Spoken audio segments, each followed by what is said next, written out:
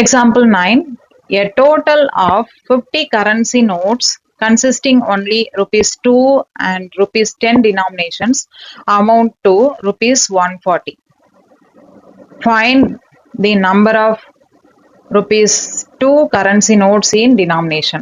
இப்போ கொஸ்டின்ல என்ன சொல்லியிருக்காங்க அப்படின்னா டோட்டலா மொத்தம் வந்து 50 கரன்சி நோட் இருக்குது. அதுல 2 ரூபாய் நோட்டு அண்ட் 10 ரூபாய் நோட்டு இருக்கு. அது ரெண்டுத்தையும் ஆட் பண்ணீங்கன்னா நம்மளுக்கு எவ்வளவு கிடைக்குதா 140 rupees கிடைக்குதான்.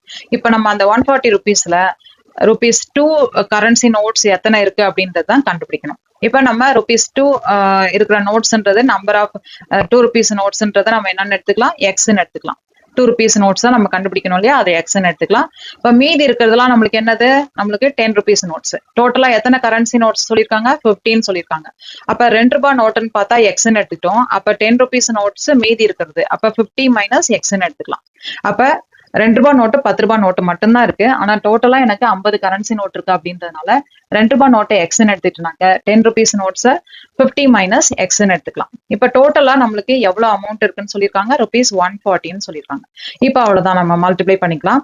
X into rupees 2 notes first ஸ்டெப்ல இருக்கு இல்லையா இந்த இது, அண்ட் செகண்ட் ஸ்டெப்ல இருக்கிறது 50 மைனஸ் எக்ஸ் இன்டூ rupees 10. அப்ப 50 மைனஸ் எக்ஸ் இன்டூ rupees 10 போட்டுக்கலாம். இஸ் ஈக்குவல் டு எவ்வளவு வருது, 140.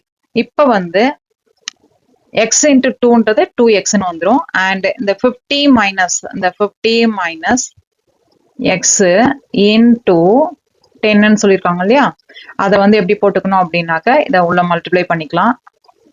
50 இன்டூ 10 எக்ஸ் இன்டூ 10. இப்போ 50 இன்டூ 10 அப்படின்னாக்க 50 இன்டூ 10 மைனஸ் 10xன்னு வரும். அப்ப 500 மைனஸ் 10x. இப்ப 500 மைனஸ் 10x இந்த ஸ்டெப்ல ஈக்குவல் டு 140. இப்ப 500 இந்த இதுல பாத்தீங்கன்னாக்கா நம்மளுக்கு இங்க ஒரு 2x இருக்கு, இங்க ஒரு மைனஸ் 10x இருக்கு. அப்ப 2x மைனஸ் 10x வந்து மைனஸ் 8x வந்துடும். இப்ப 500 minus 8x is equal to 140. இப்போ 500 மைனஸ் அந்த 140 லெஃப்ட் சைட்லயும் 8x ரைட் சைட்லயும் போனுச்சுன்னா அந்த சைன் சேஞ்ச் ஆகும் இல்லையா. இப்போ 500 minus 140 is equal to 8x. அப்ப 360 இஸ் ஈக்குவல் டு 8x. அப்ப x தான் வேணும் அப்படின்றதுனால 360 டிவைடட் பை 8ன்னு வந்துடும். 360 by 8ன்றது நம்மளுக்கு 45. ஸோ எக்ஸுக்கு என்ன ஆன்சர் வந்துருக்கு, 45. எக்ஸ்ன்றதை நம்ம என்ன எடுத்துருக்கோம், 2 ரூபாய் நோட்டா எத்தனை இருக்குன்னு சொல்லியிருக்கோம் இல்லையா. அப்ப நம்பர் ஆஃப் 2 rupees நோட்ஸ் எக்ஸ்ன்றது 45ன்னு வந்துருச்சு. இப்போ மீதி இருக்கிறதுலாம் 10 rupees நோட்டா இருக்கும்.